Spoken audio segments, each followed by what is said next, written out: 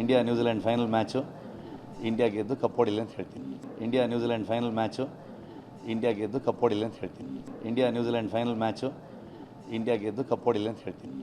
India New Zealand final match India ಗೆದ್ದು cup ಹೊಡಿಲಿ ಅಂತ ಹೇಳ್ತೀನಿ. India New Zealand final match India ಗೆದ್ದು ಕಪ್ ಹೊಡಿಲಿ ಅಂತ ಹೇಳ್ತೀನಿ. India New Zealand final match India ಗೆದ್ದು ಕಪ್ ಹೊಡಿಲಿ ಅಂತ ಹೇಳ್ತೀನಿ.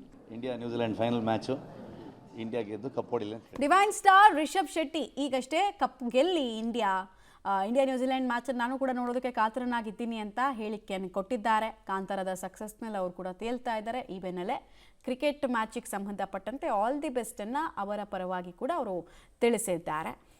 ಕೇವಲ ಕರಾವಳಿ ಭಾಗದವರು ಮಾತ್ರ ಅಲ್ಲ, ಇಡೀ ಇಂಡಿಯಾದಲ್ಲಿ ನೀವು ಯಾವುದೇ ಹಳ್ಳಿಯಲ್ಲಿ ನೋಡಿದ್ರೂ ಕೂಡ ಇವತ್ತು ಒಂದು ಸೆಲೆಬ್ರೇಷನ್ಗೆ ಬೇಕಾಗಿರುವಂತಹ ಪ್ರಿಪ್ರೇಷನನ್ನು ಮಾಡ್ಕೊಳ್ತಾ ಇರ್ತಾರೆ. ಇನ್ನೊಂದು ಮ್ಯಾಚನ್ನು ನೋಡೋದಕ್ಕೆ ಫ್ರೆಂಡ್ಸ್ ಜೊತೆನಾ ಅಥವಾ ಫ್ಯಾಮಿಲಿ ಜೊತೆನಾ ಅಂತ ವ್ಯವಸ್ಥೆಗಳನ್ನು ಮಾಡ್ಕೊಳ್ತಾ ಇರ್ತಾರೆ. ಇವತ್ತು ಇಡೀ ಚಿತ್ರಣ ಭಾರತದ ಹೀಗೆ ಇದೆ. ಬೇರೆ ದೇಶಗಳೆಲ್ಲ ಬೆಂಕಿ ಬಿದ್ದಿದೆ, ಅರಬ್ ಜಗತ್ತಲ್ಲಿ ನೋಡ್ತಾ ಇದ್ದೀವಿ ನಾವು, ಎಲ್ಲ ಕಡೆ ಟೆನ್ಷನ್ಸ್ ಇದೆ. ಬಟ್ ಭಾರತೀಯರ ಸ್ಪೆಷಾಲಿಟಿ ಇದೆ.